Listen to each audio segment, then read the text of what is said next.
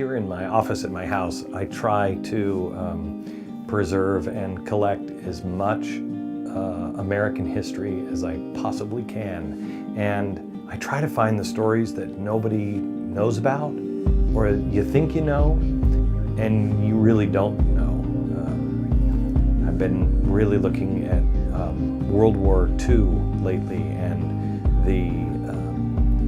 the Asian campaign. This is actually a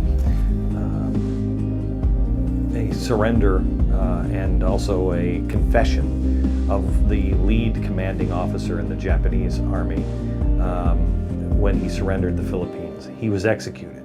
But in here it says, it talks all about honor and how the Americans treated him with honor and how he always tried to live his life with honor. That is something that we think is newly missing, but it's really not. After the war was over, the Americans went and tried to find the most hated villain of World War II over in Japan. Her name was Tokyo Rose. It's not a real name. That's what she called herself, and we called her.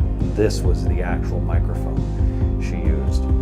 I have this microphone because a naval officer went over and he was listening to her broadcast. There were 5 Tokyo Roses. The most famous, the one we know, was not the one he was looking for.